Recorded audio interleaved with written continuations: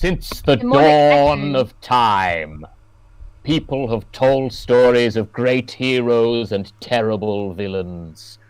Since approximately the 1970s, people have used role-playing games to step into the worlds of these dynamic characters and become them themselves, playing the roles of wizards and warriors, orcs and elves, fighting terrible fates and evil monsters, delving into dungeons, fighting dragons and all sorts of other things.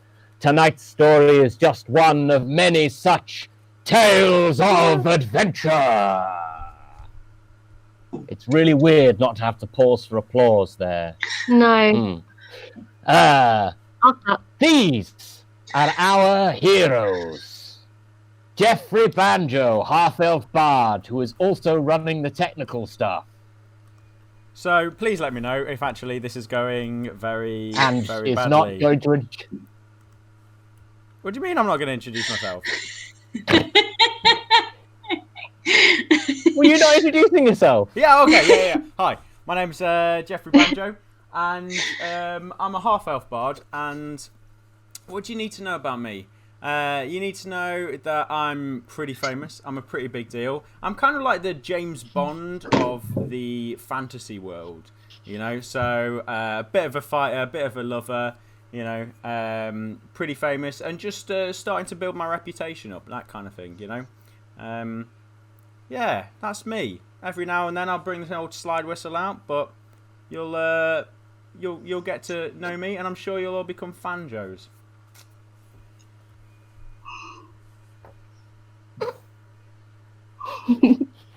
Reverend Hatchet, Vegapigme Druid. Hello, good evening, people across the internets. I'm the Reverend. If you picture perhaps an Ewok, but a little more mossy, that would be me. Deeply connected to nature, liked plants, was a plant, planty, mossy fungus.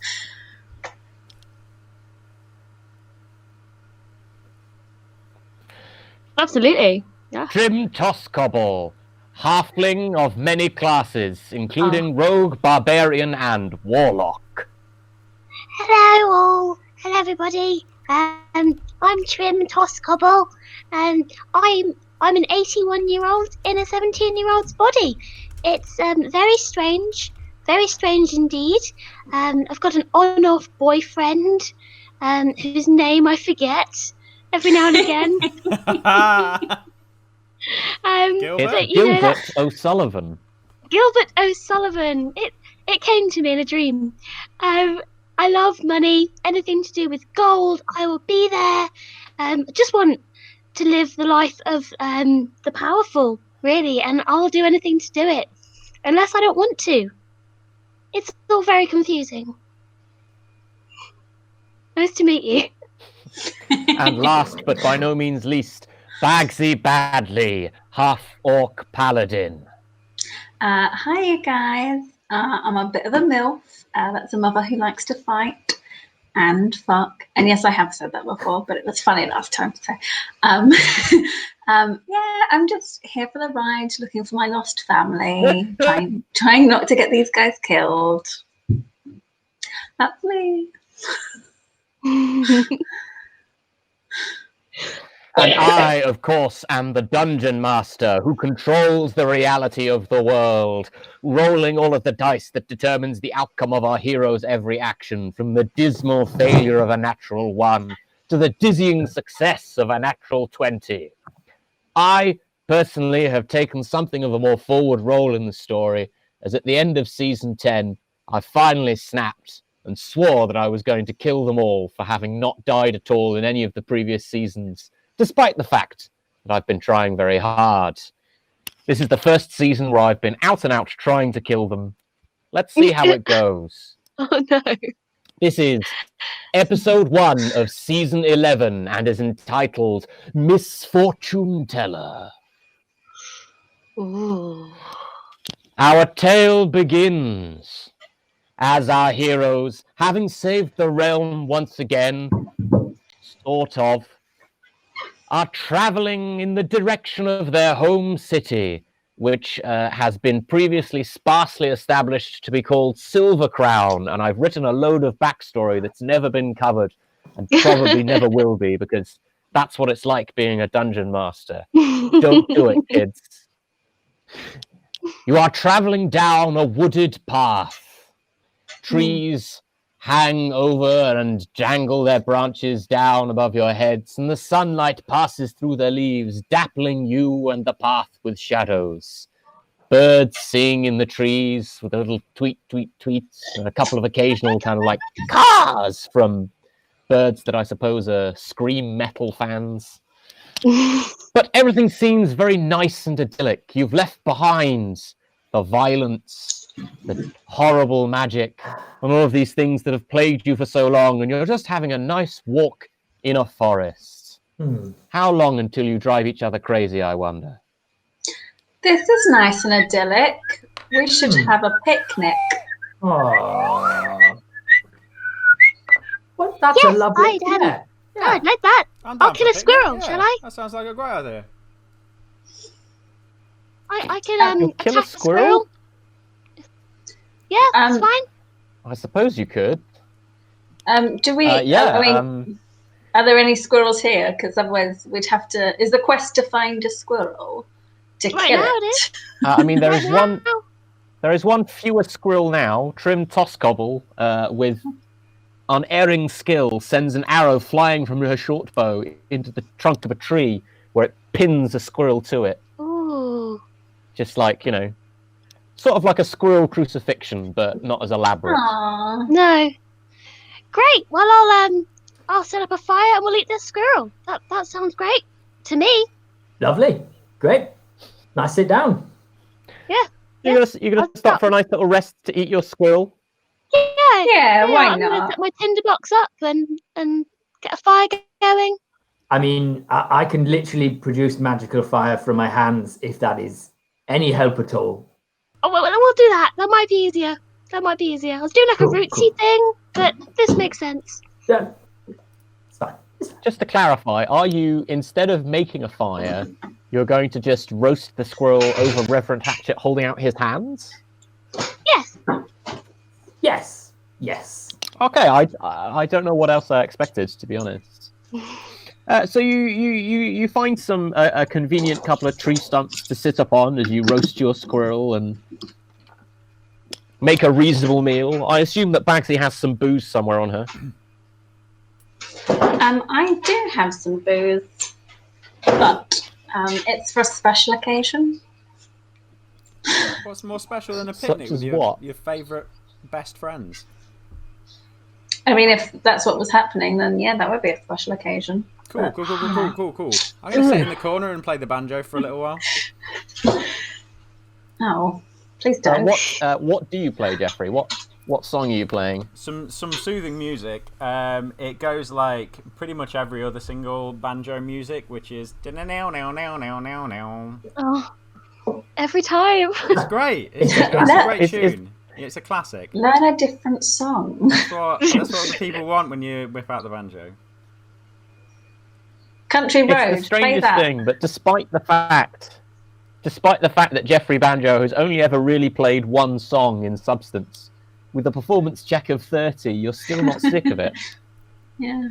You get a different It's like thing when the every whole single country time. just played Gangnam Style on loop for about a year. Oh, feels so. It's like Wonderwall. Oh, still comes out. See? Okay, so we're loving it then. We're just loving the sound of it. Okay. We're loving eating I squirrel. mean, it is. We're loving life. Mm-hmm. And everything seems to be going peacefully until, well, Jeffrey, you've got the highest passive perception. You'd be the first to notice, over the sound of your own banjo playing, some shuffling footsteps coming from the woods. Do they sound like they're... Sort of like a crunchy shuffling. Oh, okay. Do they sound like it's like an old person shuffling, or does it sound like they're shuffling trying to be stealthy? Or is it everyday shuffling? like every day shuffling. Yeah, like Okay, so every day. it sounds like an old person shuffling, like they're wearing slippers and walking through some dried leaves. But as a brief side note, what do you try and sneak places by shuffling? Sometimes, if there's leaves there, then you don't want to stand on like the old dry leaves, do you? You want to shuffle underneath them. I try to sneak into places you lift your mincing. feet and place them carefully. Yeah, but not on dry leaves. That will still crack, won't it? Whereas if you're shuffling underneath Anyway, them... yes, you hear someone shuffling through the dried leaves, Jeffrey. Okay. Are you doing anything? I'm gonna. Or are you just going to let them rock up? I'm gonna nod over to Trim, who is our stealthiest party member, and sort of nod towards the area that I hear the shuffling. But I'm just gonna keep on playing the old banjo, and I'm gonna try and communicate with the best I can. Actually, I've got a message. So Trim, mid-performance, Jeffrey nods at you, and then nods at the trees. While sending I'm a not message. sure. Message might be clearer. I hear some shuffling Yes. over there, Trim. Do you want? I'm just going to keep playing the banjo because that's how I roll. Do you want to go and check it out? Okay. All right then. Yeah, Trim quickly, hastily eats the tail off the squirrel. Just eats that, and then just rips it off. There's not a good And eating then, on a squirrel tail. That's just fluff. Yeah, she's got a taste for it. So she climbs up the tree, I think. Yeah, climbs up the nearest tree and kind of lurks and has a look out. So I'll have a look out, see if I see anyone. I hope you don't get attacked by squirrels up in that tree. Well, it's no trouble I know. to climb the nearest... That's a very good idea. You don't, sadly. Yay! Do I see anyone? The squirrels flee from your approach. And you can Yay. see, making their way through the dried leaf fall is a hunched over, wizened and cloaked figure leaning on a staff. Oh, Ooh. They're shuffling their way along through the woods, plainly heading in the direction of you and your friends, because, you know, there's the sound of nice banjo music and the smell of nice squirrel. Nice Delicious. squirrel. Mm. Delicious squirrel. What does and squirrel also- taste like? I've never actually eaten meat, so I don't know. Maybe I imagine what fluff would taste like, you've but eaten not fluff. squirrel. Have you ever bitten your tongue? Yeah, That's what it tastes like. blood. Okay, It tastes irony. blood. Squirrel just full of blood. Famously bloody animal. Just a bit of blood. Just little blood sacks racing up and down the tree, basically. That's what it is. Gross. Yeah. I convey all this information to Jeffrey in a message. Oh, Wait, nice. all the information? Do you mean the information about the squirrels being little blood sacks, Made of or blood. about the old person? Maybe some of that sneaks in by accident. That's just my thoughts. So he gets some of that, but mostly The thought gets leaking. just leaks in. But he mostly gets the dark hooded figure with the staff coming towards us. Okay, but you're not going to do anything other than just tell him. Just go tell Jeffrey. Yeah. Okay.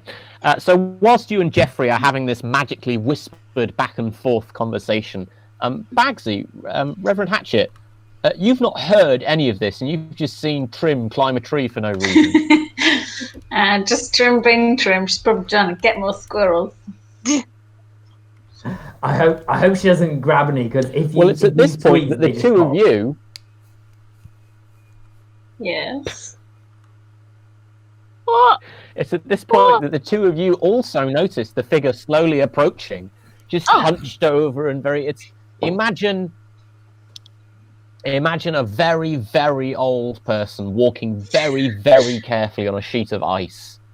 In carpet slippers. Very slow progress. Okay. Hello. Just shuffling their way towards you.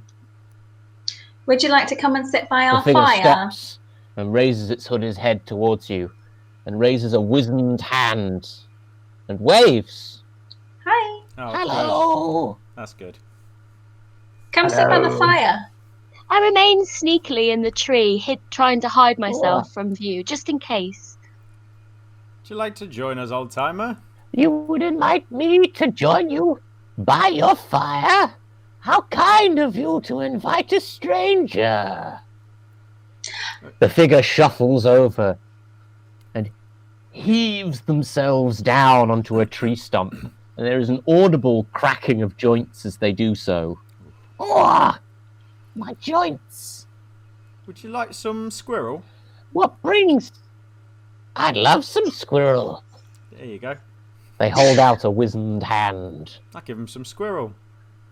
On a stick. The hand disappears back into the folds of the cloak, and you can hear a hurried crunching sound as they eat it. What That brings was you very to, nice. What brings you to our part of the woods? Oh, a tragic and sad tale. I shouldn't like to bother such innocent poor travellers such as yourselves with it. It's much more of a matter for some brave adventurers, say. Well, I mean, we could be described as adventurers, brave or unbrave. Would you? So, some of us are brave. Yeah, there is we've done a some proportion adventuring in our of time. bravery. I'm still hiding in the tree. What about what about noble? Could you be described as noble? Definitely not. No, that would be more of a stretch, much more of a stretch. Yeah, we've met some nobles before. We have met. We murdered them. We got invited to that. Well, technically, we got invited to that party in the menagerie, and that was for only nobles. So pretty much, actually, we're the only ones that survived that. So I died. What? no, yeah, that's true. I don't really mean I don't mean noble as in highborn. I mean noble as in pure of heart. Oh, Good. yeah. Yeah, I'm well pure. I mean, No. yes, Jeffrey Well. is incredibly pure. I'm not like that. Well, hang on. In some ways, I'm really not Untouched. pure. But, like, in other ways, I'm pure of heart. Do you know what I mean? No. And of trouser. A virgin. Yes. No. I've had. Okay, listen, old timer. I know you just sat down and you're noshing on a squirrel and everything like that, but let's get one thing straight. I've had loads of sex. Alright? Like, loads of it. Like, I know how it all feels. Do you know what I mean? But if you're looking for someone who is pure of heart, this guy's compass, it's true north. Do you know what I mean? It's never been taken out of the packaging. So it's a brand new compass. It's definitely not the metaphor I was going for at all. I was more meaning morally. Do you know? I mean, Sometimes we're these tested, these guys are reprehensible. I try and keep them in line, but it mostly fails. But if there's something you need us to do, well, yeah, we've got nothing better to do than eat squirrels and hang out with you. Well, I don't know. I have been wandering these woods just looking for some noble and pure-hearted adventurers, but I'm not sure that that's you. I mean, would you seem settle? dubious. Would you settle for mostly money motivated and results orientated. ne'er do well? Yeah. Yeah, we get the job reasonably well-meaning. I send a No. message again to everyone. No. It's a matter of grave importance. I must know that you are the right people for the job. I must read your fortunes. Oh, okay, For that's I am fun. a fortune teller. Excellent. Cool. You can read Jeffrey's fortune. Probably. Splendid. I mean, yeah, we all know what's going to happen though. It's probably just lots of fame and stuff like that. You there, Geoffrey, come closer, bring me your hand. I would The like to figure know whether pulls or not. back its hood to reveal a surprisingly handsome-looking old man with like a really fancy mustache. It's weird. Like Tom Selleck. Is it a Yeah, like a handlebar Tom mustache? Selleck mustache. Okay, No, it's a Tom Selleck mustache. solid. I don't I'll know hold what my Tom hand out. Selleck's mustache looks like, but I've just arbitrarily decided that's the answer. It's a great mustache. Graham will sort it out. He knows Tom Selleck mustache. There are like streaks of silver running through their hair, and you can see that there's a roguish glint to his eye.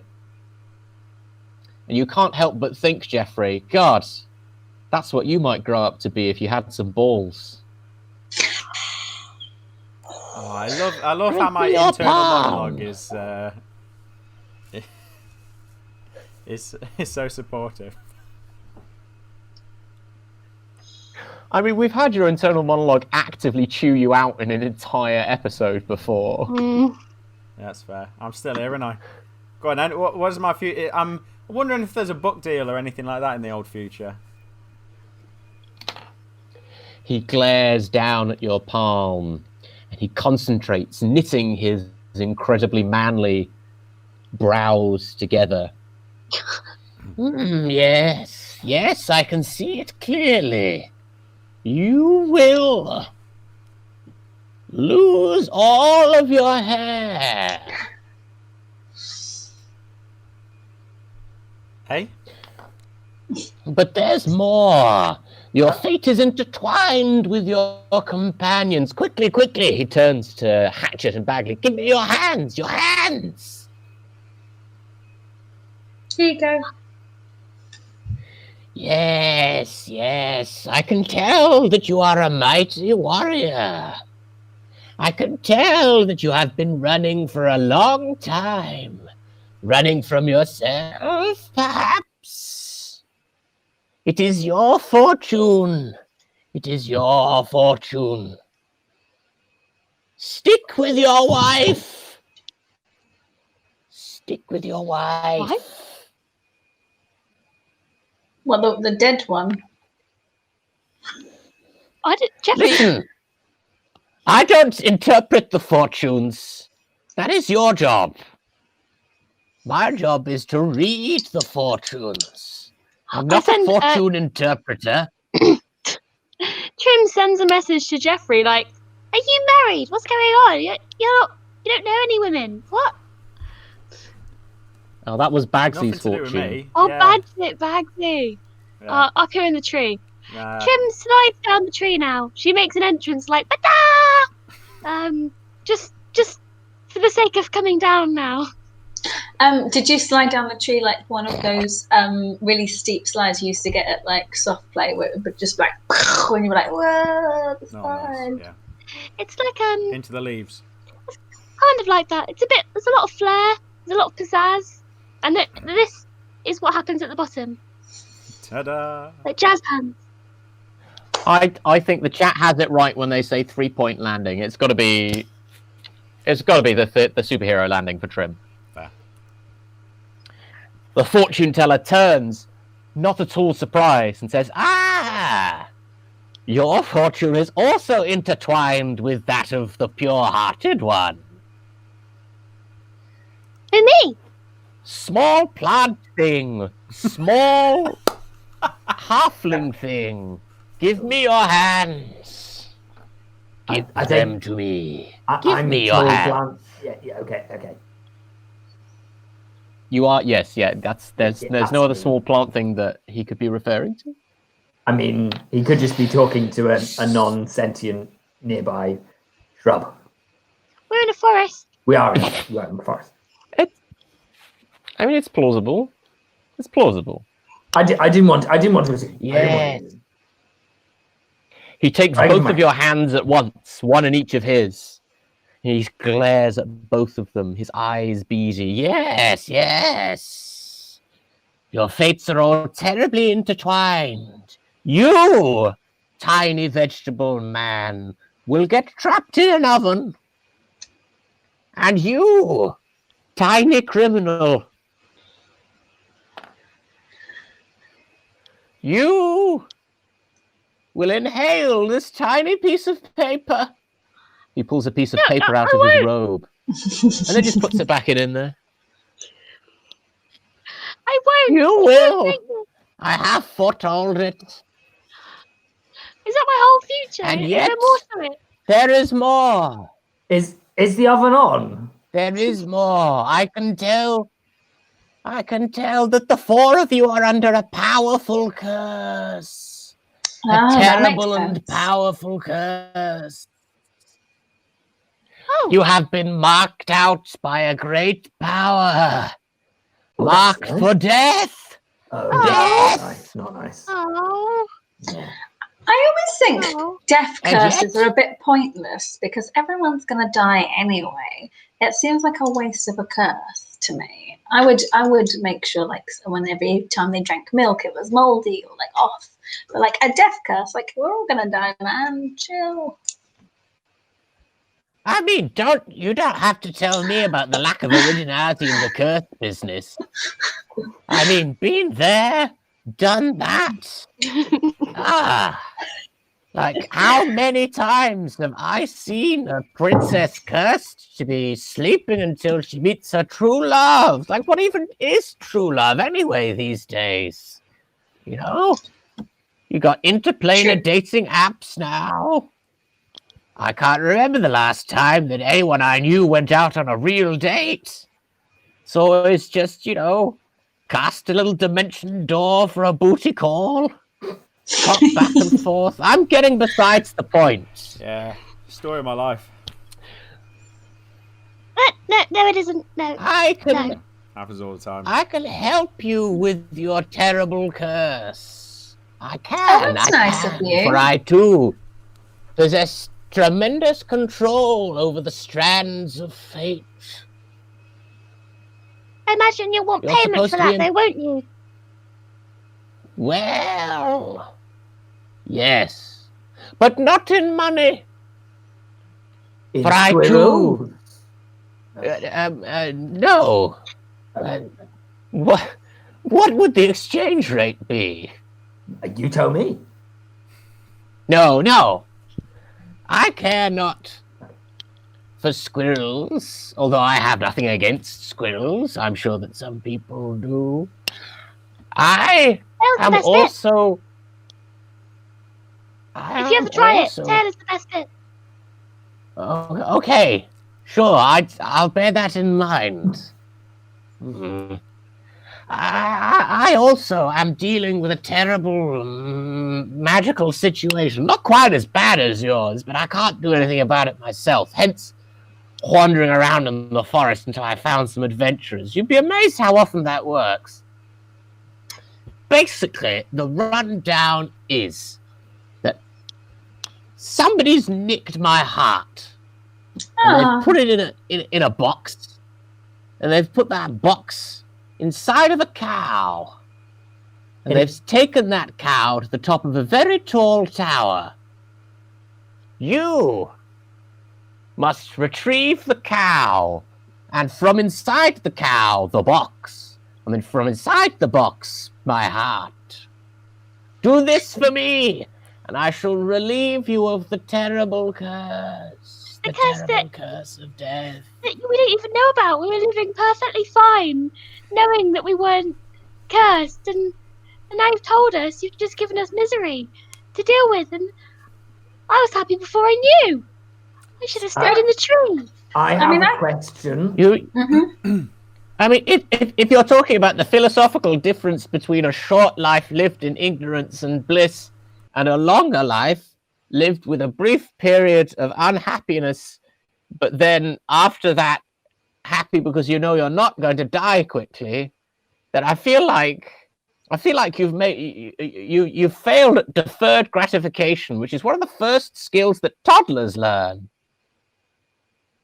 But you are small. I'm 81. I'm very wise. I just feel like we were fine until you came along. But now we've got to go to a tower. What do you think, everyone? I mean, you didn't have anything against squirrels, but apparently you got something against cows. Well, I didn't put my heart in a cow. Well, was it a transplant? Is that what happened? Did your heart get given to a sick cow? yeah. No, it wasn't a transplant. It was a thing done by an evil demon. I have a question. Yes. A what did reasonable question, I hope. It is. What did you do for this to occur? Oh, I lived a life of pure-heartedness and good, telling fortunes for all those who wanted it. And then this demon was real cross about it, and he came in and he was like, I don't like your vibe. And he plunged his terrible claw into my old and wizened chest, and he pulled out my heart, and he put it inside of a box, and then he said, watch this. And then he just put it inside of a cow. And then he said, watch this too. And he grabbed the cow and he flew it to the top of a tall tower. And then he flew back and he laughed at me a bit because I was quite surprised and upset. Look, that is reasonable. I would be surprised. Yeah, I'm he happy pulls to open help his robes to reveal that in the center of his chest there is just a gaping hole. There's no like blood or anything. It's not like sticky or goopy. It's very dry, if anything. There's just like a hole into his chest, a little nestled cavity where a heart could sit, but obviously doesn't. So I have another like question. But no, Bagsy, Yeah, go, Bagsy, go. No, I mean my question's not really appropriate. It never is. Is it about the hole? Yeah, if you've got a hole in your chest, have you ever, I don't know. What do you mean? He's sorry. Someone in the chat has asked to clarify. He isn't wearing anything on the bottom half. Oh, so he's just naked. Yeah. Okay. Cool. Wait. So we've actually come across an old flasher in the forest. That's what's happened. He's distracted us with this silly tale, and he's done this setup where he's had his heart stolen, but really, he just wanted to flash us so he could get his bits out. It was all a very long setup. Really, You're a dirty old man, you are. Right. Well, then in that case, my question does seem appropriate. Any holes a go? Have you ever? Have I? Are you asking me whether or not, in the interests of sexual pleasure, I have ever incited a partner to put their genitals inside of my heart hole? Yes, absolutely. No. Seems like a wasted opportunity. But sure, we'll help you. Where's this mountain? What? Well, it's a tower. As somebody who's familiar with the old con and the old deceit, what kind of vibe am I getting from this guy, other than the obvious that he's a flasher and he's got a hole in his heart and that kind of stuff? Am I getting the vibe that he was like a legit fortune teller, genuinely believed that, or does he seem like a con man? I have an idea. Well, you are convinced that you probably will lose all your hair, if that's what you mean. I have an idea. It's the best of us. I didn't actually catch your name, old man. After rolling an insight check, Jeffrey, you don't think he's lying. My name? Oh, my name is Low Blow Watkins. Low blow. Low blow Watkins. Low blow. Is that because you don't wear any Watkins. pants? Yes. Low blow. Low blow Watkins. You said you can take the curse that's already on us off. Can I, to prove that you can do that, could you curse one of us and then take that curse off immediately, just so that we can see that you can curse and take a curse off?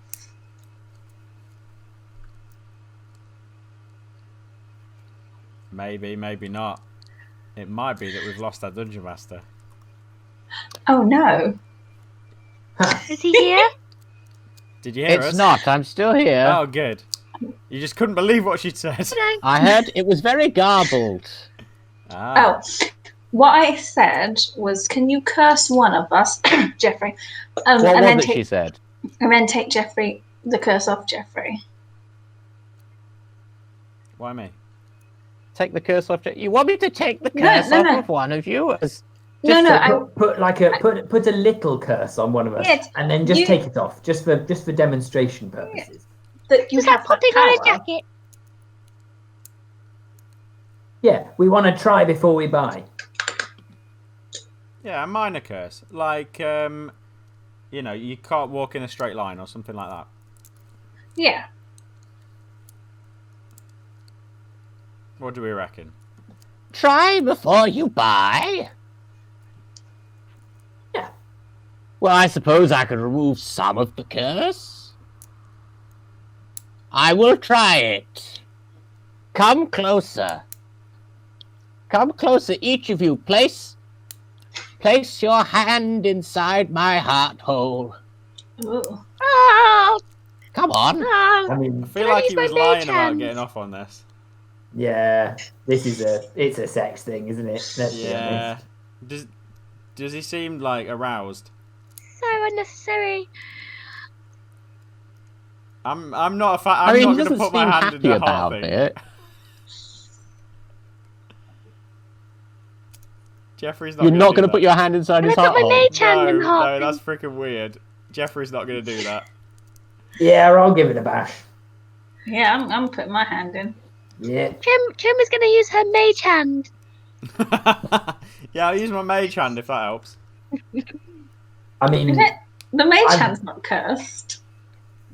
Can you curse him? I don't know. I just don't want to touch his heart hole. to be Okay, honest. so with one teeny leafy hand, one big orgy hand, and two kind of ghostly mage hands Nice. inside his heart hole, Loblo Watkins kind of closes his eyes and screws up his face and concentrates, and if anything, it makes him look weirdly more handsome. He 100% grumbles sexy. and mumbles under his breath. Ah! Done! You're 15% less cursed. How do we know? Well, are you dead? No, but I wasn't dead before. Do I feel different? If you're not dead, Okay. well, you wouldn't feel different, no. I think if you're not cursed, then you feel a little bit I mean, different, it's- wouldn't Well, you couldn't tell. You couldn't tell that you were cursed in the first place. Plainly, it takes an expert. Mr. Lowblow, Yes. I think you misunderstood me. I wasn't asking you to remove the current curse. I was asking you to curse one of us again, like a fun little curse, like you smell of fish, just for a moment, and then take that curse off, just to prove to us that you can do that, and then we'll go to the tower to get your cow heart. you? Yeah. And what? This demon as well. Oh. Okay, yes, I can do that. Not that I didn't enjoy putting my hand in your heart hole. That was really fun. Weird. So you want me to didn't enjoy it curse much. one of you mildly Yeah. and then take Tinnitus. it off? Yeah, give one of us Okay. tinnitus. It's Jeffrey, he likes it. No. Also, this demon that you pissed off so that they literally ripped your heart out. Like, what did you do to annoy them so much? And what was their name? 1 second, I'm just going to curse you mildly. Okay. Ah! Jeffrey, your ears start to wiggle on the...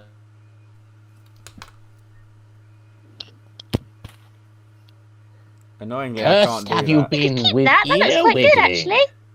You should Oh, keep kind that, of a little Jeffrey. I'm kind of... I know not what offended the demon, perhaps. Save the goodness of my heart. You know, he's a demon. I did good things. I mean, sounds legit. It does happen. Sometimes Yeah. bad things happen to really good people. It happens to me all the time. I don't understand why.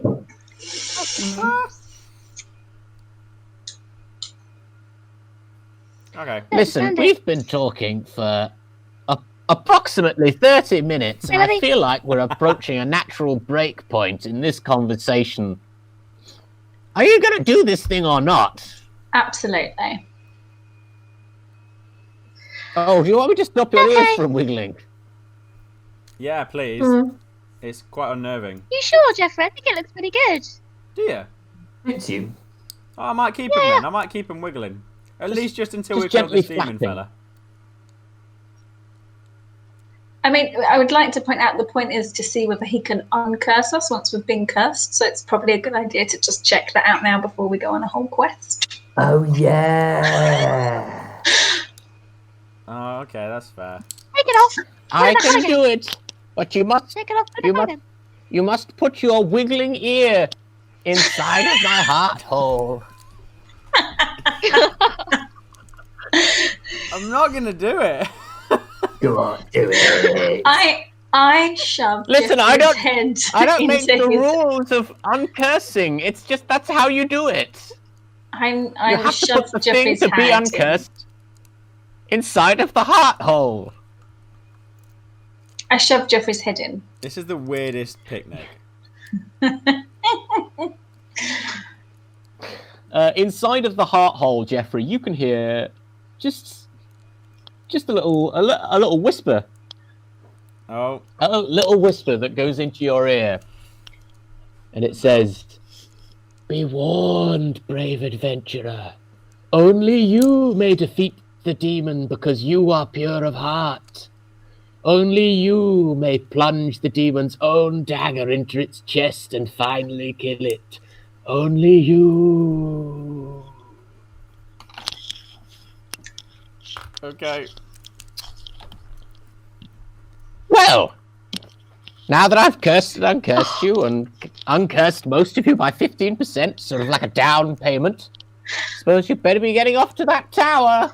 He points, and you can see that Yeah, there's a big sounds great. tower. Just the other side of the big stand of trees. Oh, Oh, okay. We didn't all know right. that. Oh. I pack up everything. I pack up the fire. And Do we let's go, take let's go that a couple of way. squirrels for the road? Yes. Couple of Yes. road Let's do squirrels? that. You Road only squirrel. sure you can catch another couple of squirrels. That's not so hard. And you find yourself approaching the tower of the demon that you didn't ask any background questions about. Yeah, we didn't, did we? That's so Stands us. before you.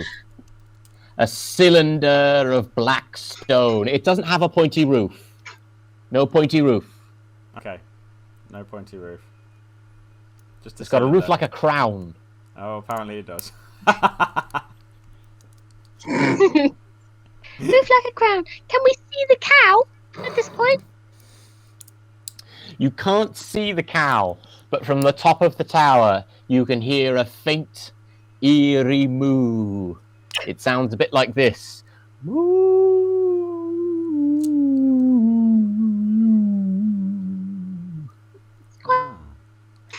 Kind of melodic. Beautiful. Really, when you think about it, That's fair. That's fair. quite nice.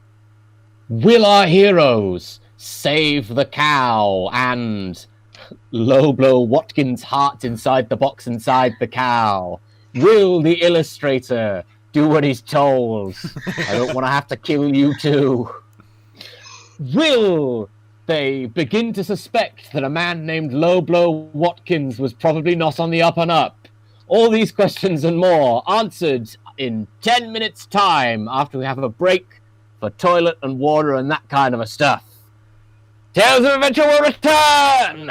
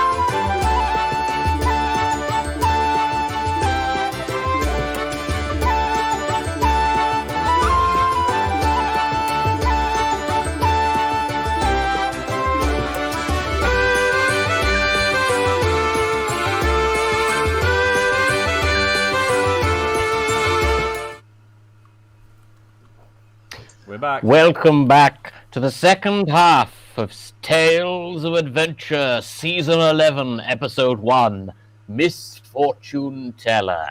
I'm kind of tacitly assuming that I will need to do this spiel again because the sound will not be working. From the woos in the audience, I am taking it positively that this is going well. Good.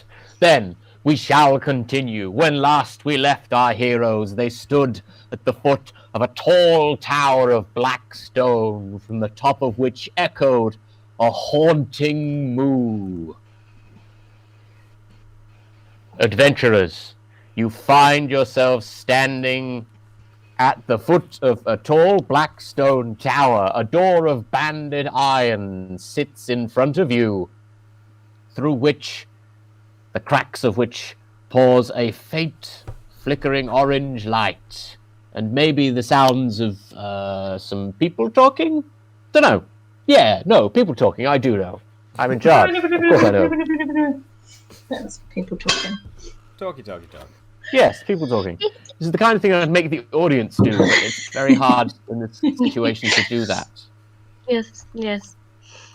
I'm happy to take one for the team and scale the walls if needed. Just throwing it out there. Is that something we need? Is it what we want? Yeah, go for it. Super duper. So I climb the. Is it like marble? Did you say it was marble? It'd be closer to like basalt. It would ordinarily be like really hard to climb, but I forgot that you can climb walls because you made a deal with the devil. Yes, that was So what I yes, wanted. Apparently, you can indeed climb the walls of the tower with the haunting moo coming from the top. Trim scales the walls higher and higher and higher until you find yourself at the very top of the tower, where you can peer over the jagged crenellations. That's the bits on top of the wall. The jagged crenellations you can see wandering around inside the center of the circle is just a very nice looking, medium-sized Highland cow. You know, one of the really nice fluffy ones with sort of like orange fur that looks really cuddly and soft. And it's got kind of like nice curly horns. Curly horns. Yeah, the big long pink tongues. noses. And it glances over to you as you peer over the parapet. And it looks at you with big round eyes. And you seem to think that it's giving you a friendly look. It starts to wander slowly over in your direction. There doesn't appear to be anything else on the roof of the tower apart from a very small trapdoor, which makes you wonder briefly how they got the cow up here. But then you remember that it was explicitly said that it was flown up by a demon. Yeah. Yeah, the demon I wondered flew, briefly. yeah.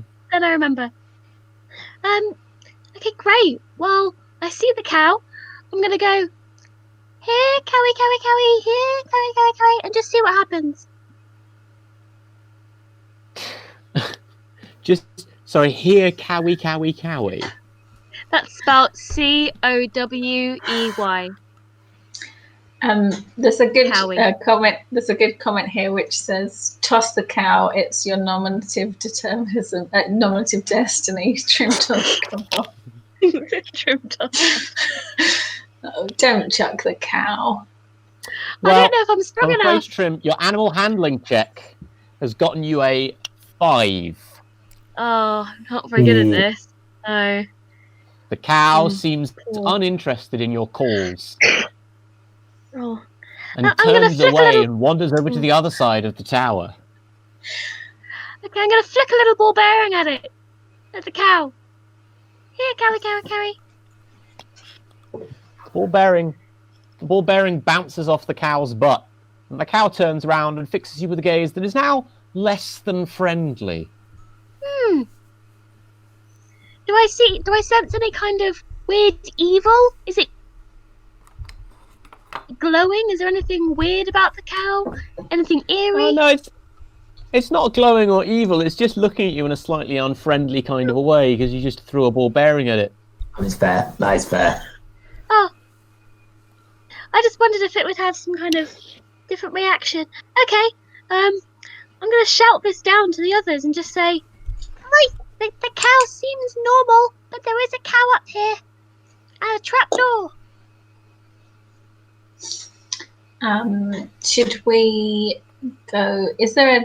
Well, obviously because we can get up through the trapdoor. We can't climb this tower because we're not very good at climbing. Should we try and go in, or should we try and scale the wall, guys?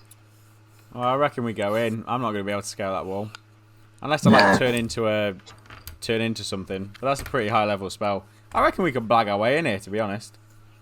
All right, let's go in. Yeah. Maybe it's like a National Trust castle. Yeah, exactly. Can we knock? Yeah. They're all open now, I- anyway, not- the National Trust I wander up places. and I They're all knock the door. free. Okay. I'm gonna So you climb in. climb it. Oh. Sorry, hang on. Climb in what? The cow? Oh, climb over the what was it? You called them crenulus? Crenulus? Crenulations. Climb over the crenellations. Thank you. I'm gonna climb over the crenellations and just kind of like keep to the back, but try and open the trap door. See if it unlocks easily. The trapdoor. Mhm. The trapdoor does. We'll come back to you in a second because we're going to deal with Jeffrey Banjo knocking on the door. You knock on the door, Jeffrey, and you can hear your rapping sound echoing around. Oh no! Wait. They say, "Oh no." My version of the Twitch stream just died. Oh, No, never mind. we can hear you. I You can hear a sudden silence from the noise inside.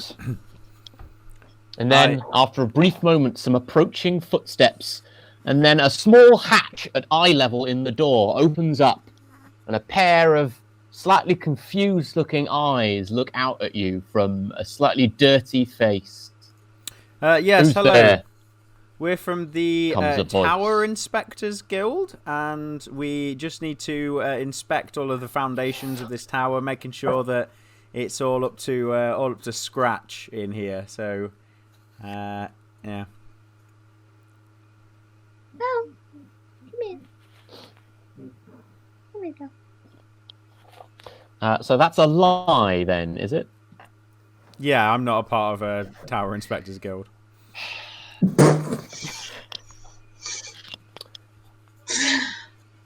Well, a roll of a 5 on the dice still gets you a 20. The guy frowns and says, Tower Inspectors Guild, is it? Yeah. I've got no time for bureaucrats like yourself. Fuck off. Shunk. And he closes the hatch. That's not very nice. Oh, was it? I I'm knock on the friendly. hatch. The hatch once again opens and a pair of dirty-looking eyes scowl out at you. What? I poke him in the eyes.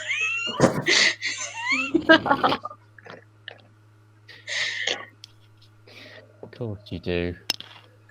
He reels backwards in pain. Oh! And then I put my And hand you in the hear from hatch. inside the sound. You put your hand in the hatch? Yeah, I put my hand in the hatch to open the door. He's blinded. He won't see Oh, what I I'm see. doing. Okay. Do you know what? I'm gonna make you make a dexterity check to try and unlock this door without being able to see it. Yeah. I'm very strong. I could fine. just Okay, touch you- it. Did I get a natural 20? You didn't, but you did very well. It was an 18. What? Hang on. How would you crush an iron door? I've been Like, doing lots you're not the Hulk. All right, but you know, I'm pretty strong. And I've been Well, yeah, doing you're pretty strong. I've been doing lots of exercises, been doing my pelvic floor, been doing crunches. Are you seriously suggesting that That you would crush the iron door with your thighs? Yes, if it needed it, but it doesn't sound like it does on this instance. Maybe on another instance, I'll crush something with my thighs. Sounds legit. Okay. Yeah. Yeah, fair play.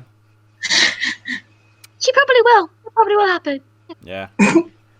So you manage to get the door open, and it opens into a central chamber. This illustration is killing me. A chamber that takes up the entire ground floor of the tower. On the far wall is a fireplace, and a spiral staircase winds its way up the outside of the wall. But in the center is a round table around which sat six rough-looking types wearing black leather uniforms that could only be described as evil chic. Oh. One of them is lying on the floor with one hand over his eyes, growling in pain from where you poked him right in the eye holes. As they see you walk through the door, each of them reaches for a sword, axe, or really big knife they hold at their sides. And they look as though they're about to jump up and fight you. What are you going to do? I'm gonna pick the guy up off the floor whose eyes I poked and went, "Oh, you seem to have fallen on the floor. Don't worry about that." And then just ruffle his hair and be like, "We go way back," and then just have him like I'm hugging him so he can't actually speak. His head is in my bosom. It's all fine, guys. Okay. Jeffrey, Hatchet, are you doing anything? Yeah, I'm gonna come around and back up Bagsy. I'm just gonna lightly kind of pummel him in the chest. Say, yeah, mate, just a light kind of ooh, me old pal, just enough to wind him. So again, he definitely can't talk to protest. Me old mucker. And Jeffrey? I'm going to look at one of the other ones and cast suggestion on them. And my suggestion is going to be agree with what we're saying. Agreeing that they know us. Yes. Okay. Well, he fails his save. So it looks as though a fight is going to break out very briefly. But then, as you all friendlily pile in, and one of the ones with a knife in hand who was in the process of licking it in a threatening way suddenly stops and goes, "Oh yes, that's right. I know these people. They are friends." I do my best smile. Exactly, yeah. So we've don't mind us, guys. By the way, loving all of this, just the chicness that you guys have got going on. All of the matching outfits, big fan. We've just got some business up on the top floor, so we'll be right up on the top floor, and then we'll be out of your hair. It'll take us just a few minutes. The biggest one, who appears to be the leader, stands up from the far side of the table. He'd not moved yet, and places down the drink that he'd been drinking from. It was a martini. Very nice. Hold on just one moment. While it's true that any friends of Barry and Tarquin's are friends of ours, I can't just allow you to go upstairs. Our Dark Master would take extreme objection to that, I think you would find. I flick him a gold coin. I've got a gold piece. I flick it in this direction. I'm like, he doesn't have to know, baby. Shh. He snatches the coin out of the air and bites it and looks at it and puts it in his pocket and says, "He is upstairs. He would know if you went upstairs. Oh, that's okay. Also, that is a comically small bribe." Well, you'll get the rest when we come back down. That's not how bribes work. I mean, do you Tarquin, want the Barry. bribe or? Where do you know these people from? You know us Tarquin, the one who you... from back in Silvertown, right? Yes, from back in Silvertown. Even though it was Do called you Silver mean- Crown. Silver It's a different- Crown? No, different place. It's twinned with Yeah, Silvertown. totally different. It's a different place. It's twinned with Silver Crown. Yeah, I agree. Twinned. See? All legit. His eyes narrow. So we'll just be on our way then. Just out of your hair. You don't have to worry about us at all. Take it easy. See you in a bit. Keep You it guys have a sleazy. good day. Enjoy. I suppose I will let you do that then. Nice I one. flick He him sits another back gold down. piece. He catches the second gold piece and puts it back in his pocket. See you later. Meanwhile, upstairs, Trim Toscobble, you open the trapdoor and you can see, A cat. looking down. Yeah, sure, why not? Sorry. You can see looking down a cat, but this cat is the size of a horse. Not Oh as my in God. like just it's shaped like a cat, but it's also big. It's the size of a horse, as in it also has like really long legs and horse proportions, but it's still obviously a cat. Ooh. Oh my It god. has long, Where is it? wicked-looking Is it- fangs as well. It's curled up on Where the is floor. It's long. I missed it before. It's on the floor of the of the chamber below. No, you're looking down through the trapdoor. Oh. Remember the trapdoor? The Yes. trapdoor. Okay. Great. Trapdoor. So it's fast asleep, is it? Well, it's curled up and Is it it asleep? seems to be fast asleep. It's hard for you to tell because, as we've previously established, you're bad with animals. I Speaking don't of, do well with animals. No. as you're peering down into the trapdoor, you suddenly feel from behind you a gentle nudge as the cow pushes you into the trapdoor.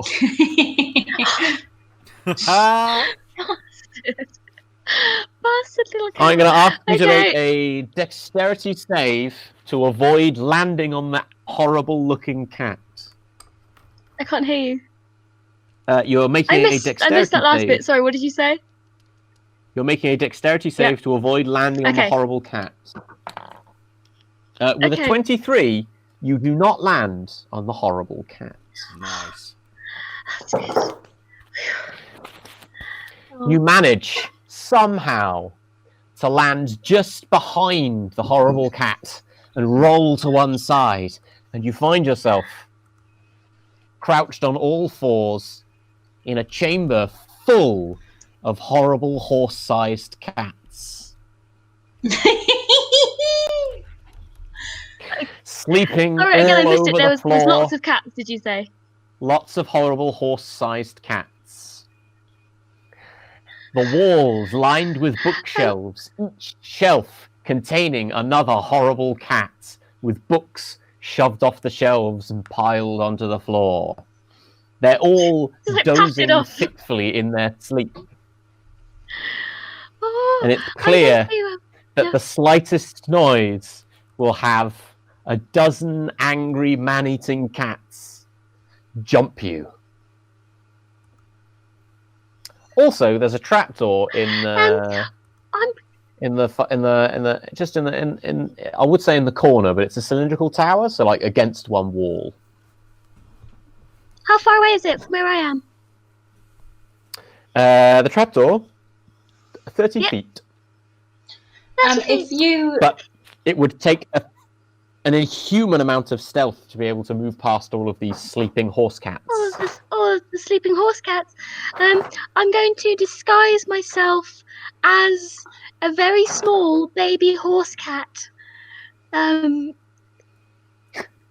Is this the disguise self spell? Yeah, I'm going to disguise myself doesn't- as a very tiny baby horse cat. Just to clarify, The disguise self-spell doesn't allow you to look like something with a different body type, i.e. you are a Not a baby humanoid. one. It lets you disguise yourself as humanoids. Cats that are shaped like horses aren't humanoids. No, but I could It's be like a just- baby it's one. not Could she just? It just could depends on she how- disguise herself Could you- as somebody wearing an extremely lifelike costume of a baby horse cat? And Or then maybe crawl a on horse her What do you cat mean, has like- had an accident. Yeah, Do you it just mean like a depends on how horse clever cat the horse furry? cats are. I think if Bagsy was here with Trim, then Trim would know that Bagsy would maybe suggest having a look to see if there was a chandelier to swing from. But Bagsy isn't here, so Trim will do whatever she wants. Nice, solid. Got away with it. It just depends on how intelligent the horse cats are, because they might think that I am a baby horse cat. You never know. I think you should swing from a chandelier. Swing from a chandelier. I mean, so you can try and disguise yourself. That's fine. So okay, so you rolled a 3. Oh, There is not a mirror in the room, but you somehow have an instinctual knowledge that what you look like right now is not what you wanted to look like, and that not only do you not look like a cute baby horse cat to the horse cats, but you also look like a horrifying abomination fused together of tiny old young halfling woman, gigantic cat, leering horse. And you've seen The Fly, I assume. I've seen. Yeah. Oh no, that's quite horrific. You've got Well, an instinctual awareness that you've done something that mankind was not meant to do. You've done something inherently evil.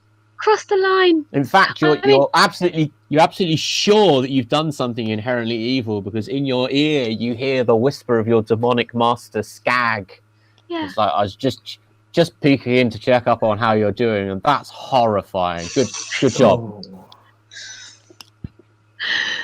Okay. Well, is that my go? The kind of CGI abomination that will hopefully end several people's movie careers. I mean, I have to admit, I've only seen the Simpsons Treehouse of Horror version, where Bart turns into the Fly. I haven't seen the original, but I will Google it now during the other goes so I can get a clear image. If you but the Google Treehouse of Horror- Brundlefly. Okay, Brundlefly. butterfly. Brundlefly. The Fly. Can you still swing from Oh, a chandelier? That's so awful. That's what you've done. Ah! My hand. That's not even the worst of it. The worst of it, Trim. The worst of it is your limbs. You've never had long, gangly limbs as a halfling before. I thought I couldn't. I thought I still looked like a humanoid. What have I done? Oh gosh. Okay, well, we learn and we live, don't we? That's so horrible. I'm transfixed. I'm gonna have to get rid of that. That's too disgusting. Well, there you go. Was that my whole go? Yeah. Sure. Yeah. Let's say it was. Oh, okay. I mean, it's yeah, sure, it was, yeah. Downstairs, Hatchet, Bagsy, Jeffrey. You proceed round the spiral staircase as the men downstairs go back to their game of cards. They seem to be slightly blasé about the whole thing. And honestly, you could swear that as you round the last corner that takes you up into the next floor, you hear one of them chuckling to themselves. Oh. That's But anyway, never good. you emerge into a large chamber that is clearly some kind of arcane ritual chamber. The floor is covered entirely by an elaborate tracery of lines, circles, mystical runes, figures, engravings, all of this kind of thing that extends up onto the walls and across the ceiling, all circling around a central point in the middle of which floats a black figure curled up into the fetal shape, covered in scales and with leathery wings wrapped around itself as though for warmth. Ooh. Have they spotted us yet? Are they? Oh no! aware? It's just wrapped up in a fetal position. In the roof above you, just literally right above you, you can see that there is a trapdoor. But there doesn't appear to be any way up to it, so it's just about 15 feet above you with no. I put my finger against my lips and like shh, and then I point to the trapdoor. Okay. And then I shrug my shoulders like, what do we do? There's a very low humming, throbbing sound coming from the runes in the circle, and they glow with a faint light that I'm going to say is orange for the sake of the illustrator.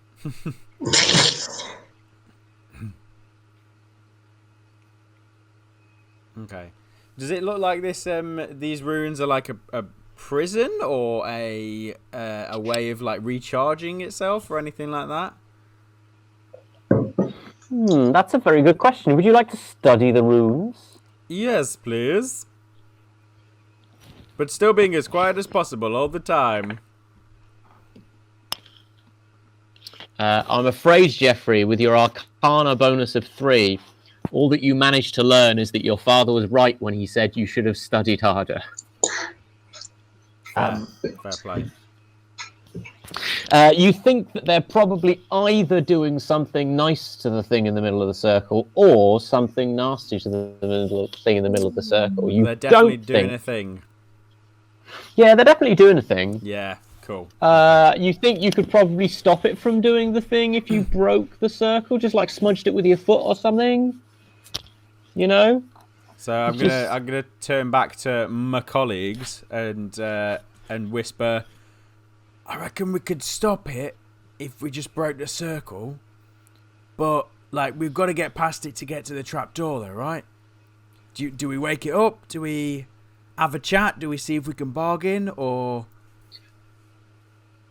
What I heard was if we break the circle, then something will happen. So I pick Jeffrey up and I slide him over like a skittle. Like a skittle? Yeah, like when you do skittles, you know, he's like a ball and then a skittle. You just bowl him across the horrible demonic circle. Just to wipe multiple lines out, I presume. Do Yes. like throwing an eraser. Mm-hmm. Well, okay, so as you bowl Jeffrey through the middle of the circle of powerful magical runes, several things happen at once. Great. I'm All so of glad them they good? do. The first thing is that from the upstairs, you hear a dozen horrifying screeches like nails being run down a blackboard but on an industrial scale. Trim, all of the horse cats have woken up and spotted you and they're not happy. In a moment's time, they're going to jump on you and they're going to tear you limb from limb. Or, you know, not. You know, it'll be a fight is the point. The small fetal position figure in the middle of the demonic circle unfurls itself, spreading its wings, and as it does so, it opens itself up far larger than it ought to be able to, given how small it was curled up, Its wings fill the entire chamber, and its goat legs reach down to stand on the floor with a resounding thud.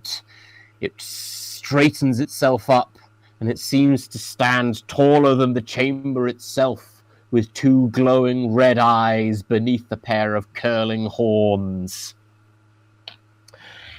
From 4 arms extend a dozen sharp claws, and at its waist there hangs on a loose belt of leather a shiny dagger of purest silver. And Geoffrey, in your ear you can hear once again the voice of Lowblow Watkins saying, "The dagger! Only you, pure of heart, can plunge it into the demon's chest. Yes, yes, yes."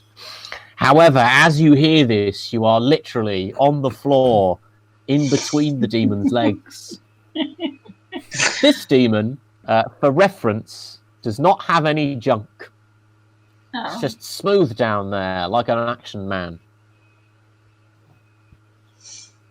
Okay. The demon turns and regards the 3 of you in this chamber, fixing its gaze last of all down on Geoffrey Banjo. And it speaks in a voice that is much more sinister than I am able to portray. "Who dares disturb the slumber of Ichthor?" Sorry, coughing. "I've been trying to self-isolate." I wondered how long it was going to be until somebody mentioned that. I hope you use the crook of your elbow or a tissue Yes. I'm really sorry. to cough. I didn't realize you were self-isolating. I thought that the circle was like keeping you captive. So I was just trying to like help you. Sorry if that didn't work out. No. I have been here to save me from the forces of good that would come to destroy me. You two look dubiously good. And he glances down at you, Geoffrey, and he jerks backwards in horror. Ugh, a virgin! No, you've got me mistaken for someone else. You're Try clearly not just to waking deceive up. me You know. Oh no. It's all right. with your silvered tongue, pure one. No. What has brought you here to this place? Which force for good has sent you to destroy me forever? We just had those really good martinis here. This is not a bar. Oh. Everyone This is where I downstairs live. Everyone downstairs is drinking martinis. Well, But they're all- but when I invite my friends round and they want to have drinks, they can have drinks. They are effectively house sitting. Do you know they're actually kind of trashed it down there? You should probably check it out. It's a Maybe mess. I should, but that's kind of besides the point because you're intruding on my house. Listen, I can already hear from upstairs that my horse cats are attacking someone else. Is this going to be a fight, or is this not going to be a fight? I mean, come on. I mean, I don't know. I mean, that's your a bit of choice. a weird way to kind of welcome people into your house, isn't it? I mean, that like I don't open the door with that. yeah. Am I close enough to touch this this guy? Yes? Okay. I'm gonna touch him and cast Modify Memory.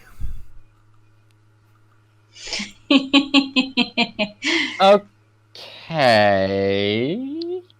What would that do? What would it do? Yeah. Yeah, what are you going to do with his memory? Yeah, what are you going to do with it? Oh, okay. I thought you meant what does the spell do? I basically want to convince him that we've been partying all night. He's really grown to love us over the night, and actually, like, It's been hilarious. He's really enjoyed our company, and he's also agreed to, like, he lost the cow in a bet of poker, and he also agreed to give me his knife. And while Jeff, Right, he while has Jeffrey's failed doing his that- save, and we'll come back to that later, because right now it's time for Trim versus a dozen horse cats.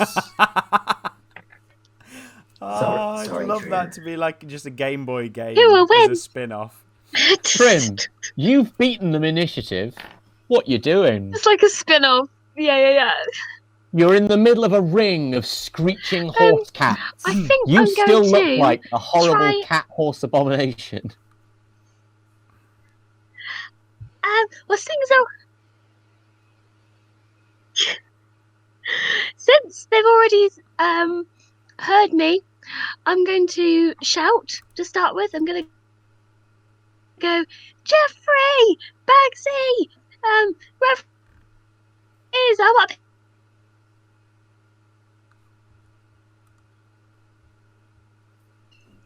Might have to repeat that again. Oh, I'm back. I'm back. Yay. And I'm going to. Sorry, I disappeared for a moment there. Disappeared for a moment. Okay, yeah. So I'm gonna shout. Jeffrey, Bagsy, Reverend, help me. And then I'm going to the plans for us to see. try and contact Skag. You go contact I'm gonna Skag? shout for help. And then shout for help from Skag as well. I'm gonna be like, Skag, I reckon all these people would love to be part of your demonic herd. Give me a hand. So just to clarify, your response is not to do anything, but to call for help from two different people. Yes. Okay, cool. 4 different Yes. people. So you don't hear a response from Four downstairs. others will help. You don't hear a response from downstairs, but you do hear the whisper of your demonic master in your ear, and he says, "Skag helps those who help themselves. Good luck." Swing from the and then- chandelier. Ooh. 12 angry horse cats jump on you.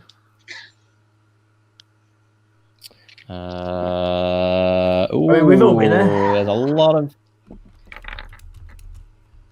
Okay, so 2 of them rolled critical hits.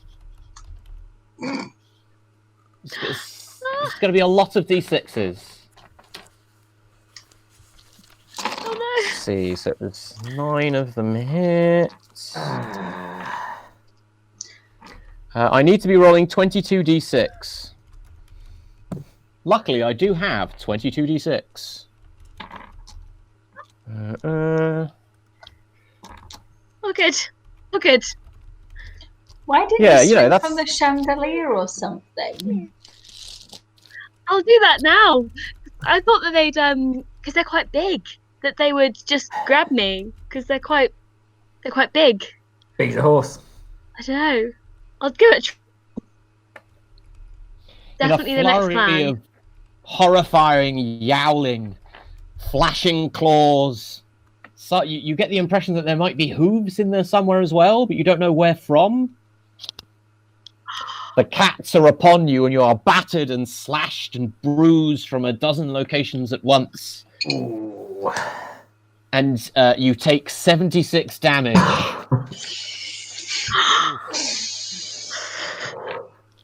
Oh, Ooh. Ooh. Meanwhile, downstairs,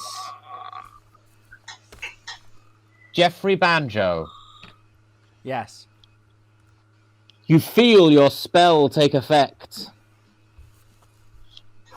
And you feel the demon's mind change with its memories being altered. And its eyes, as they glare down from you, turn from an angry distrust to a sudden look of kind of like friendly, almost too friendly acceptance. Ha ha ha. The demon glances down at you lying on the floor and then at your hand on his thigh. and then back to you. It's like, hey man, I know I said I'd give you my silver dagger, but like, there's other daggers on offer. Meat dagger. Oh, right. Okay, yeah, cool. Maybe there's misreading signals there. We've had a great time and all that kind of stuff, but yeah, I think we've all had a little bit too much drink and a little bit of good time. It's all good. Bagsy, Hatchet, Yes. what are you doing? Well, I have 3 knives for killing. Am I behind this creature? Where you're kind of like to one side, but he's very distracted by Jeffrey Banjo. Well, I'm gonna I'm just going to briefly add that Jeffrey did not say he was taking his hand off of the demon's thigh. I'm gonna look at the Rev, and I'm gonna get out one of my knives for killing. I'm gonna be like, I'm gonna cut off its wing, but like in a winking way, and I'm gonna run up and just try and fillet its wing, or slice it off. Okay. Reverend Hatchet? Is there anything looking around the room which could be climbed on to get up to the hatch to the trapdoor in any way? It doesn't look like it, no. I mean, it's worth considering that the demon is just tall enough to reach it anyway. He probably didn't need to. Is he standing near, underneath the hatch? No, but Bagsy is currently underneath the hatch, and she's tall enough that you could reach it off of her back. Perfect. I'm gonna climb on Bagsy's shoulders. Okay. Okay. Well, you're first in initiative as well. So Reverend Hatchet scurries up Bagsy's statuesque form and leaps up to the trapdoor, pushing it open, and you emerge into the upper room to see what looks like a group of about a dozen horse-cat hybrids brutally mauling one of their own who's been tragically mutilated by a magical accident. Have the horse... The one on the bottom of the pile who is bleeding from a dozen scratch wounds across all parts of its horribly furry body seems to be screeching for help in Trim's voice. It sounds like this. Help! It's me. I look hideous, I assume, but I'm still me. You do look very hideous. You have actually got an action left, Reverend Hatchet, if you would like to cast a spell. Have the horse cats noticed me yet? No, you've got the drop on them. They're too busy eating Trim. I'm going to polymorph myself into a Highland cow. Oh. Is that as in the spell polymorph? Yes. Reverend? Oh, yes. Polymorph myself into a Highland cow. Okay, with a faint popping sound, suddenly the Reverend Hatchet is a Highland cow. Trim, from underneath this flurry of claws and hooves and fur and angry teeth and screeching, you can see in the corner the cow's back. This time it's out for blood. But now, Bagsy Badley, you're going to go for his wing? Yeah, I want to slice the wing, cut it off. You leap through the air, slashing twice. You hit twice, but I won't necessarily... Well, so you've hit twice. Would you like to use any divine smites? I would do. Can I use level 2, Here's a hint. please? Yes. Good. Yes, level 2, or please. just one of them? On both.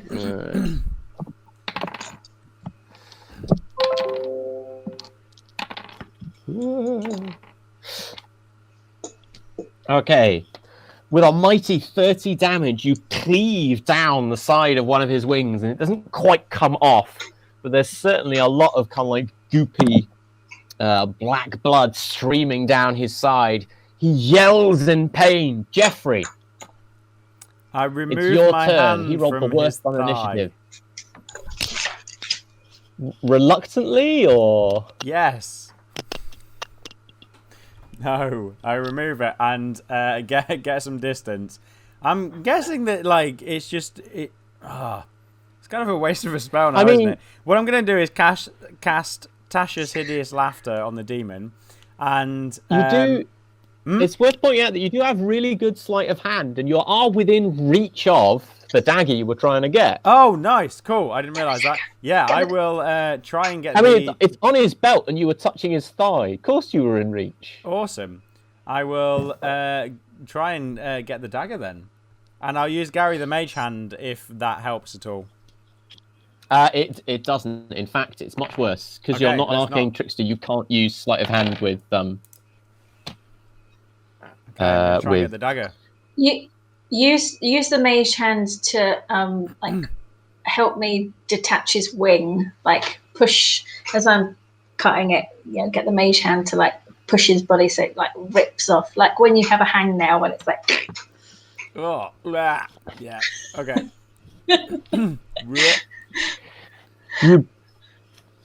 You grab the demon's dagger, and you can feel a faint tingling in your fingers as you pull on it. The silver dagger, I mean, not the other one. And you grab it from his belt. Are you gonna scurry away from him, or? Yeah, I'm gonna scurry away for a second and assess the situation. Okay, cool.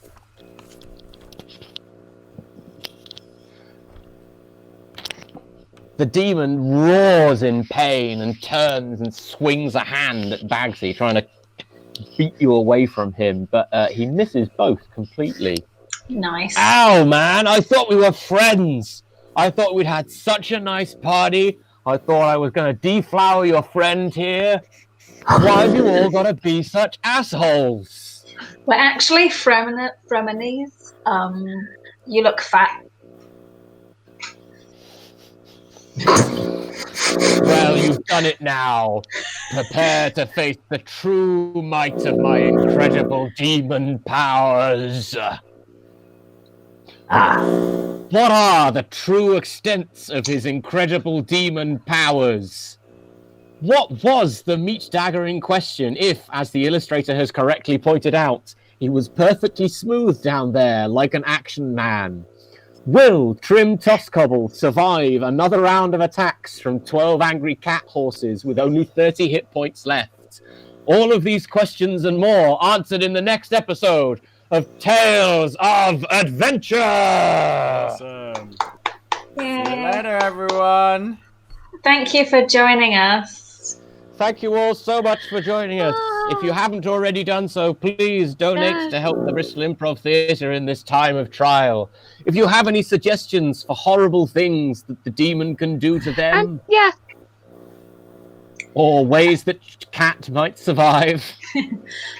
Did we want to do a Q&A if people want to stick around, or are we all going now? I literally have the coronavirus, so I will probably go to bed. Yes, that's sensible. Cool. But I will depart here, and I will leave any questions for people to field. Oh, someone's very much said yes to Q&A, so I think that would be a good idea. I, however, will depart mysteriously. Farewell. Okay, bye. Bye, almighty Dungeon Master. Awesome. Rest up. Well, Yeah, get better soon. Very well. Oh, and then the streams, don't know. Okay, well, we'll see you in a bit. He's so good. He does so well. It's like perfect.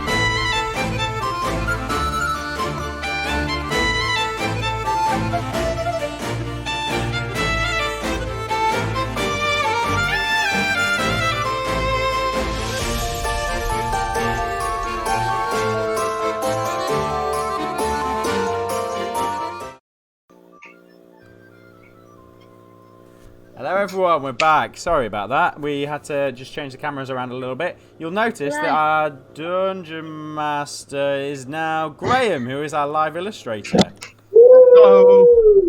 So we're here to answer any questions if people have got any questions.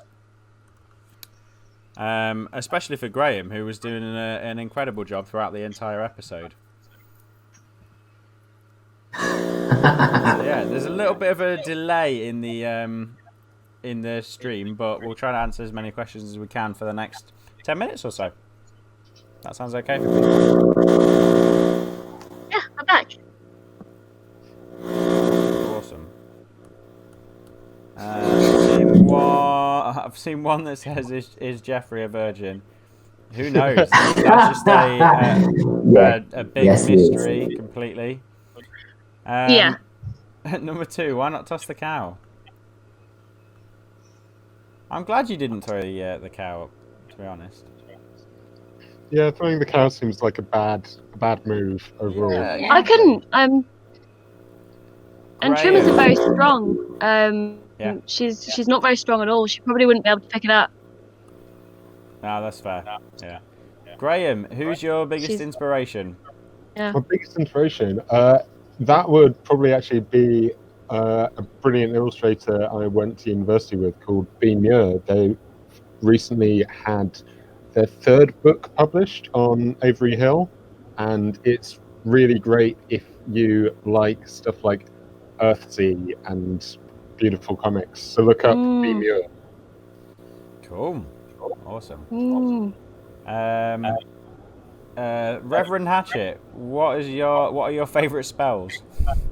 I actually really like the slightly naff but like interesting spells. Things like giant insect.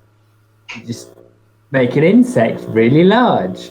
I remember you used that a few times. I love it. Any of those which are kind of like not like the big showy ones, like lightning, are fun. But I think things like I'm so sad I didn't manage to awaken a pile of, was it grease or lard or offal? There was a pile of offal, and I tried to awaken it, but Alice ate it. So Yeah, I ate the offal. yeah, I really like silly spells, which are probably less effective. I'm like the opposite of a what was it, like a power build? Nah, opposite of that, whatever that is. My cat is called. I'd have had to draw that. Yeah, answer any questions that you want, by the way, guys. There's a question for Graham about Tom Selleck. Tom Selleck. Selleck. Yeah. Selleck. Not have the That's his famous French Maggie cousin. P.I. to draw a moustache. Tom Selleck is obviously another great inspiration to me in many ways. Trim, how many classes do you have, and which class do you want to add to Trim next? I only have about 3 or 4, and I think that's the end now. I think Trim's just going to keep going in Warlock now. I think that's her path. I think that's where she belongs. So yeah, and my cat is called Belle. Thank you for asking. Her name is Belle, and she's very happy to be part of the episode. In regards to the photo shoot, we didn't actually paint me green. That was all done in post, sadly. Although it would have been fun to be painted green. Next time, let's actually paint Alice green. Yeah. Next time. There was a question of have any of the characters died, which is a good indication because I've died and Trim has died. Wait, have you died twice? Trim's died. Yeah, Trim's died twice. Which is if anything illuminating of how convoluted the canon story has now become. One of the questions was also. Yeah. There's also one here Sorry, which I was going to say one of. basically, You go. would any of you consider a multi-class like the rest of us, But also, like, Graham, what class would you want to be if you were playing? Oh, I mean, in the campaign I play every other week, I'm currently a glamour bard. So I'm just Nice. going on incredibly pretty, and I just kind of... Graham's world class. Yeah. What would you guys multi-class as if you were going to multi-class? Well, I suppose the Reverend actually started as a cleric, and then was very early on in like season 2, was turned into a pot plant because of some like crazy magic. We were in a laboratory, some stuff got smashed, and I decided that if you were literally turned into a plant, that would probably give you some pretty bad PTSD, and so I kind of transitioned into druid because of that. So there was a brief kind of cleric druid swap over, but now he's been completely druid for a while. So I have had a multi-class experience. My child, Bagsy's child, is called Pickle Badly.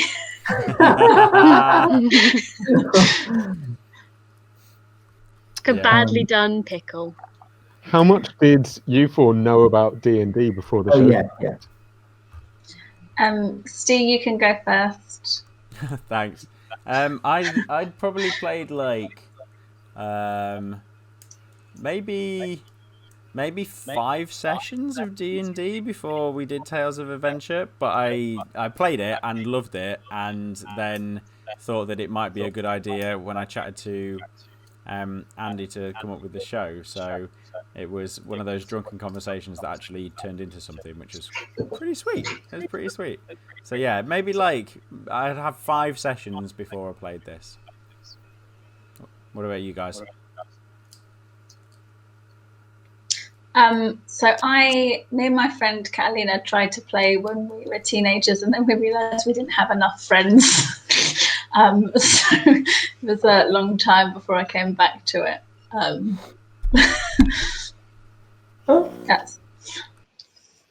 I played a bit, but not I'd never played it before at all.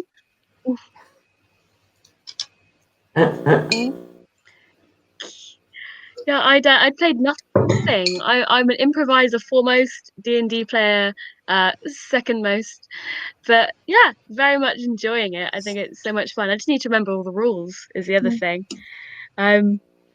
There's another question which is kind of juicy. If you had to do a romance between 2 of the main players, who would it be? #juicy. Oh. What do we think? I don't know. They're like such a family. Like they're all like brothers and sisters. And yeah, it would be weird. Yeah. Back in season 1, Bagsy was maybe hard with Rev Hatchet. Yes, true. there was a Bugsy Rev Hatchet sort of thing. What? Not Jerk. No, that'd be really weird. I mean, he's literally not like Jerk an is my adopted child. What? Not Jerk is like my child. Oh, Bagsy and Banjo is never going to happen. Bagsy, yeah. No, but What about Not Jerk and John the Octopus? oh, #fancy. Oh yeah, where's John hanging out? They might fall in love. I'm not even going to dignify that with an answer.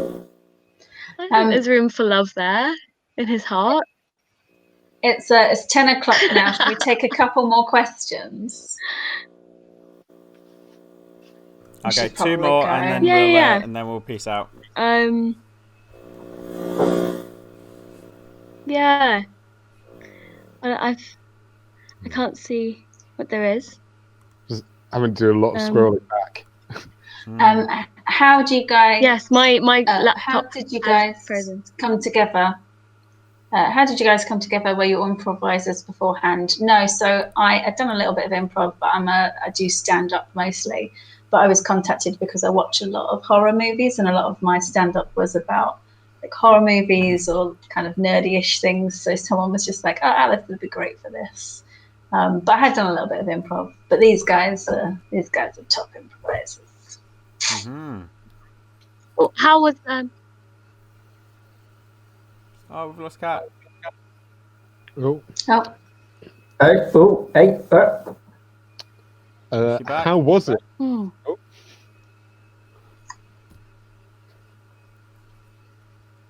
I think we've lost Kat. Oh no!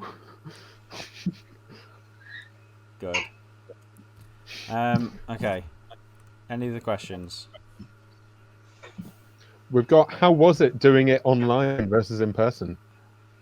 pretty weird, Yeah. but really lovely. Really lovely. I loved seeing everyone's comments and stuff. It was really nice. It's very different, but Yeah, that's a good hopefully we'll point. be back. It's Hopefully we'll be back in the theatre soon. yeah, because it's really cool getting the like the audience participation. If you've never seen the show before live, then the audience do a lot of the sound effects, and there's quite a lot of interaction with the audience. And oh, we've jumped again. oh, Oh, that was exciting. Well, I think this is that's because Kat's gone. So There was a mention of a body swap, so There we go. this is what it will be like. we were ended Yeah. ended on a body swap, I think. So yeah, thank you guys for tuning in. Awesome. If you want to support the bit, donate. If you want to follow us on Twitter, our little hashtags are under our names. The Bristol Improv has another stream tomorrow, is that right? Yep. So come So back yeah, tomorrow. Thank you for watching our ridiculous show. And we'll Bye. see you soon. See Bye. you soon. Bye.